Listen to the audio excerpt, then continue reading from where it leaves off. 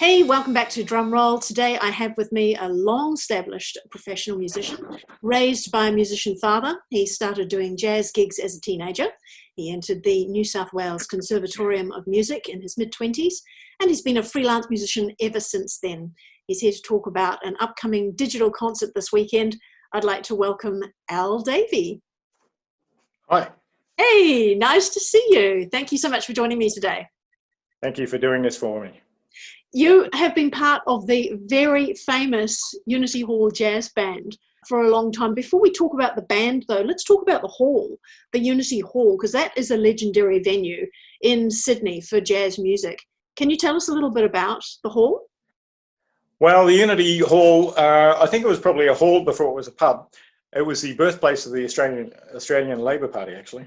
The band, back in the days when there was just jazz everywhere, in the Rocks and the Cross, Balmain, everywhere, the boys started playing there about 48 years ago, and they've been there ever since. They used to do quite a few gigs a week. Now we're down to sort of one gig on a Sunday.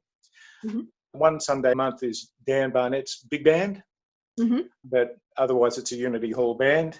At the moment, it's a stable rhythm section with Gary Walford and Stan Velikos and Graham Hilgendorf as a rhythm section. And we have a rotating front line of some of the best horn players in Sydney, including Dan Barnett and trombone, George Washing Machine on violin, Brad Child, saxophone, Jeff Bull, trumpet. Great players. And Bob Henderson. Yeah, all great players. And whoever might come in from overseas usually gets a bit of a spot. Ah, fantastic. Yeah. And it's a great venue for people that love that music. And there's always a lot of dancers there from dance clubs. Right. So there's two bars at the hall, isn't there? You've got the downstairs area. The band played downstairs for all those years. About 3 years ago, they put us upstairs, and I prefer upstairs. Yeah. I thought it might be the death knell of the gig, but it's really taken off, so it's good. Mm-hmm. So the audience there is pretty much a dedicated audience, whereas downstairs there was a lot of just traffic coming in and out, as well as a dedicated audience. Right. But we've got a lot of regulars. Because it's situated in Balmain, it's one of the older areas of Sydney, so there's lots of lovely old buildings there, and it's a lovely place to walk and shop and have your coffee or a glass of wine and that kind of thing, isn't it? Yeah. It's a beautiful old pub too. We're in the Workers' Bar, which is upstairs, and we're there. Well, hopefully we'll be back there soon from 3 till 6 on Sundays. Fantastic. I love the fact that it's on such a sharp corner, that you've got windows on both sides, and it makes it a very unusual venue, and that you've got light just pouring in from both directions, isn't it? Yeah, it's just a lovely venue to play at. Very beautiful. Now, I was reading in your bio that you started out playing gigs at an early age in Melbourne, playing jazz music. And, other styles of music have sort of come and gone through the decades. What do you think is it that keeps jazz popular throughout this time? It's probably been almost 100 years now. Why is jazz still so popular? Well, jazz was the pop music until rock and roll came in, from 1920s to probably 40s, 50s. Mid-50s. The origins of jazz and the origins of rock are very deep in the blues.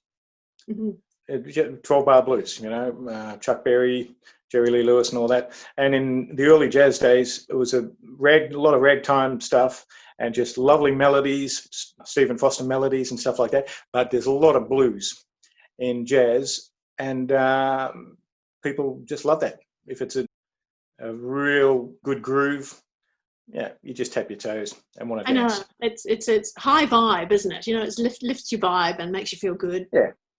And also, Louis Armstrong pretty much opened the door to improvisation. Back in his day, the level was there. It was very ensemble music, and it was great.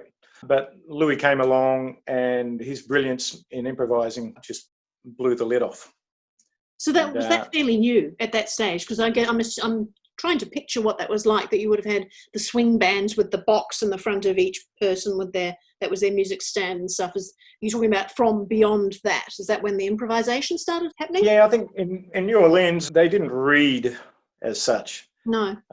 the early stuff. It was just jazz bands that They just jammed together, wouldn't they? they just jammed together. Yeah.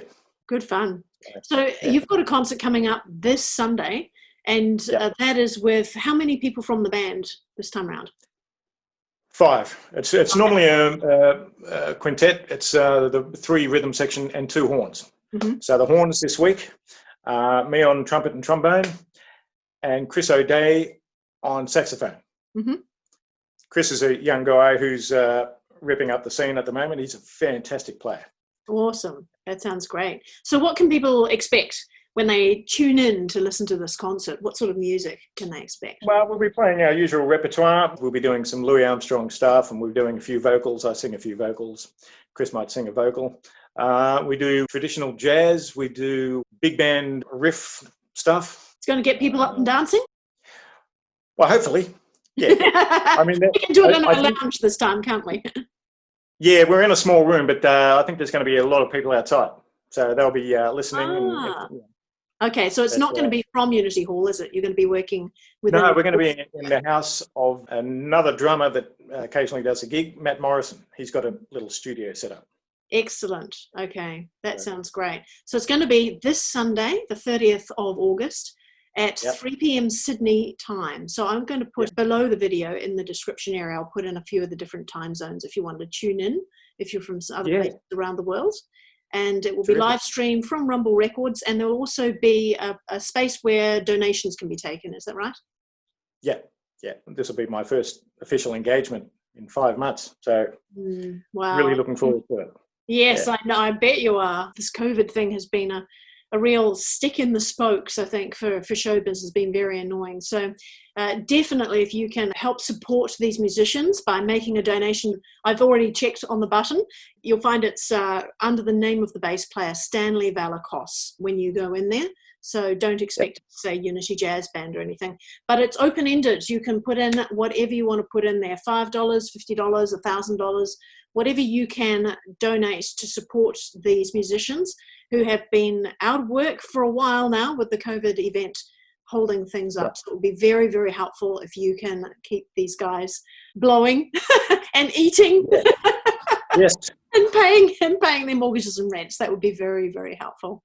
So thank you so much for joining me today, Al. We look forward to the concert on Sunday. Thank you, Annabelle. Yeah, really appreciate it.